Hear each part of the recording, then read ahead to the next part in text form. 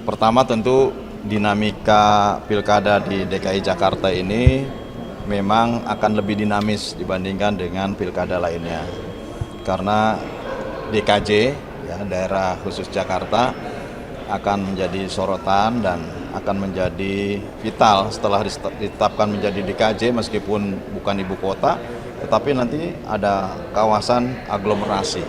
Ya, jadi cakupannya akan lebih luas dan memiliki kekhususan-kekhususan di dalam pengelolaannya. Oleh karenanya ini akan menjadi wilayah penting bagi siapapun tentu yang berkepentingan ke depan.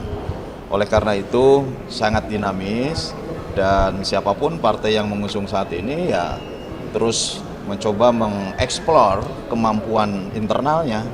Ya termasuk kami di Demokrat juga terus mengeksplor kemampuan kami di Demokrat untuk bisa mendapatkan kandidat yang tepat, dan tepat itu adalah untuk apa? Tepat untuk memimpin seluruh rakyat Jakarta dengan baik, dengan adil, bisa maju, bisa menangani seluruh persoalan dan masalah yang ada di DKJ, termasuk bagaimana penanganan banjir, rob, dan pengembangan kawasan kota, karena bagaimanapun Jakarta ada batasnya, sehingga harus ada inovasi baru dengan kemampuan personal memimpin Jakarta yang jauh lebih baik dibandingkan dengan mungkin daerah-daerah lain.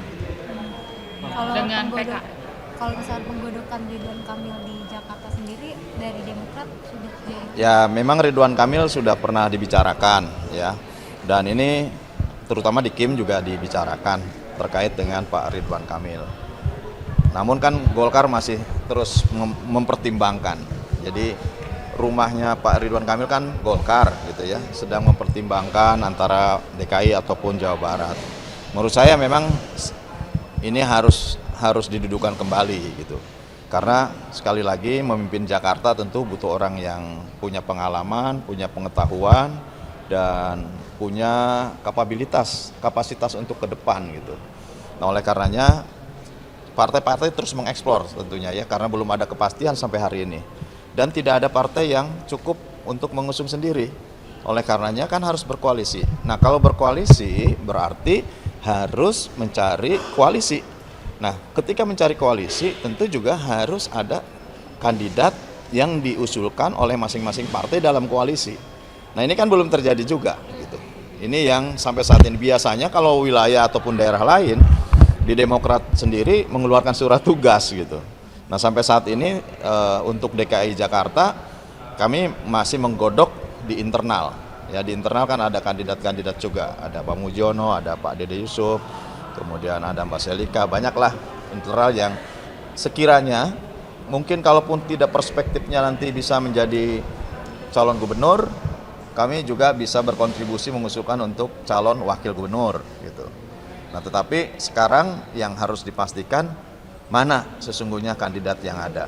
PKS memunculkan Pak Sohibul Imam, kemudian ada yang memunculkan juga Pak Anies, ada yang memunculkan juga Mas Kaisang gitu kan. Pak Ridwan Kamil tentu muncul sejak awal. Nah ini yang sedang kami godok bersama. Pak izin update juga soal Partai Demokrat untuk mendukung Pak Anies tertutup bagi Demokrat. Kenapa? Apakah ini ada peluang yang tidak ada peluang bagi Partai Demokrat dukung Pak Anies? Yang pasti kami sampai saat ini tidak membicarakan Pak Anies. Akhirnya di Kim itu sudah ada kesepakatan untuk mengusung Pak Ridwan Kamil. Tapi saat ini Golkar masih menahan-nahannya karena masih melihat elektoritasnya ini gimana? Ya kan itu sangat bergantung juga kepada internalnya. Tapi untuk calon gubernur tentu sangat bergantung juga nanti kepada Pak Ridwan Kamil. Pak Ridwan Kamil akan maju di Jakarta atau maju di Jawa Barat, kan begitu. Nah kalau maju di Jakarta ya kita lihat Kim apakah memang akan mengikatkan diri untuk sama-sama mendukung Pak Ridwan Kamil dengan kandidat yang nanti wakilnya kita godok bersama atau diusulkan, ataukah apa. Ini kan terus pembicaraan silaturahmi dan komunikasi politiknya terus dijalin. Dan saya kira belum ada sesuatu yang pasti betul siapa yang akan diusung.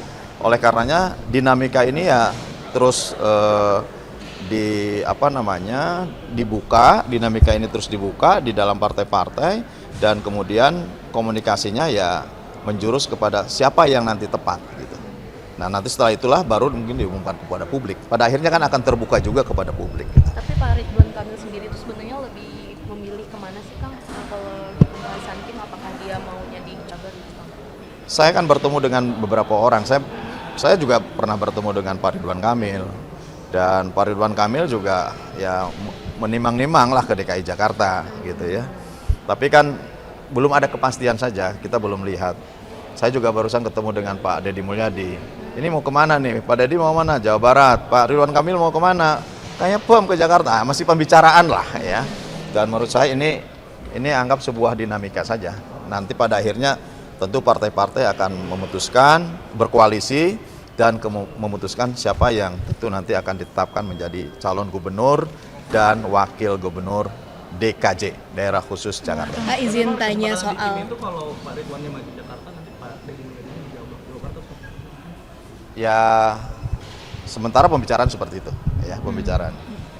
Kang, dengan apa harus wajib tim bersatu dalam pilkada atau gimana Pak? Kalau dalam pilkada depan harus wajib. Ya ini kan dinamika gitu ya, dinamika dalam politik menurut saya tidak ada wajib dan sunat gitu ya. Kita lihat saja nanti keputusan koalisi. Yang pasti Kim memang untuk Jakarta ini Kim memang solid lah untuk melahirkan pemimpin DKJ yang tentu nanti sesuai dengan harapan dan keinginan masyarakat Jakarta. Kang, dengan adanya PKS tidak mengajukan nama Pak Anies, apakah PKS ini akan diajak oleh Kim untuk berkoalisi di dalam Jakarta nantinya? Kita lihatlah ke depan ya. kemungkinan Kemungkinan ada. Dalam politik kan semua kemungkinan itu ada. Dalam politik semua kemungkinan itu ada. Namun rasionalitas tentu juga harus kita perhitungkan, Tapi Kim udah berkomunikasi dengan PKS, Kang? Komunikasi politik mesti ada, ya mesti ada. Tetapi saya kira sejauh mana, kan Pak Sohibul kan baru dimunculkan hari ini, baru rame gitu ya. Kan pembicaraan itu biasanya seminggu kemudian, 2 minggu kemudian baru ada pembicaraan.